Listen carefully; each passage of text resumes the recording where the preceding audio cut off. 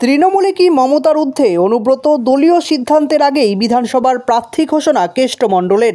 তৃণমূলে শেষ কথা বলেন সুপ্রিমো মমতা বন্দ্যোপাধ্যায়, আর তারপরেই সর্বভারতীয় সাধারণ সম্পাদক অভিষেক বন্দ্যোপাধ্যায়।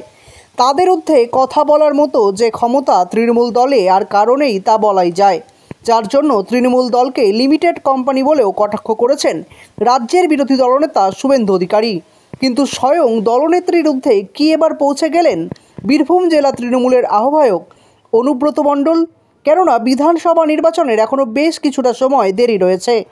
নির্বাচনের আগে প্রার্থী ঘোষণা করবেন মমতা বন্দ্যোপাধ্যায়, কিন্তু নেত্রীর সেই ঘোষণার আগেই সাঁইথিয়া বিধানসভা কেন্দ্রের তৃণমূলের প্রার্থীর নাম ঘোষণা করে দিলেন বীরভূমের কেষ্টমণ্ডল, যা নিয়ে দলের মধ্যেই উঠতে শুরু করেছে প্রশ্ন।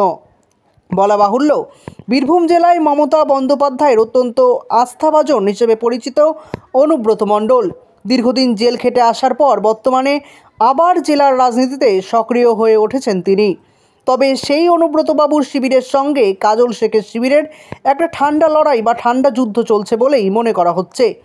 আর এই সমস্ত কিছুর মধ্যে এবার সাঁইথিয়া বিধানসভা কেন্দ্রে নিজের অত্যন্ত ঘনিষ্ঠ এক মহিলা নেত্রীর নাম প্রার্থী হিসেবে প্রকাশ্য মঞ্চ থেকে ঘোষণা করে দিলেন অনুব্রত মণ্ডল, যার ফলে প্রশ্ন উঠছে যে মমতা বন্দ্যোপাধ্যায় যেখানে প্রার্থী ঘোষণা করেনি, সেখানে কি করে আগেভাগেই প্রার্থীর নাম ঘোষণা করে দিল কেষ্টমণ্ডল। সূত্রের খবর, এদিন সাঁইথিয়ায় তৃণমূলের প্রার্থী হিসেবে আগামী বিধানসভা নির্বাচনে নীলাবতী সাহার নাম ঘোষণা করেন অনুব্রত মণ্ডল, যেখানে নীলাবতী সাহাকে বিধানসভা ভোটে জেতানোর আহ্বানও জানান তিনি। আর প্রকাশ্য মঞ্চ থেকে নেত্রী ঘোষণা করার আগেই যেভাবে অনুব্রত মণ্ডল একটি বিধানসভা কেন্দ্রের প্রার্থীর নাম ঘোষণা করে দিলেন, তাতে প্রশ্ন উঠছে তিনি কি দলের ঊর্ধ্বে নিজেকে ভাবতে শুরু করেছেন, নাকি দল তাকে এই ঘোষণা করার অনুমতি দিয়েছে? অনেকে বলছেন এটা তো দলের শৃঙ্খলা ভঙ্গের স্বরূপ।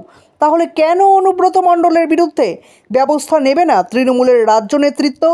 নেত্রীর ঘোষণার আগেই যেভাবে এই নাম ঘোষণা করে দিলেন অনুব্রত মণ্ডল, তাতে তো পরোক্ষভাবে এরা নেত্রীকেই অপমান বা অমান্য করা হয়েছে, এমনটাই মনে করছে রাজনৈতিক সমালোচকেরা।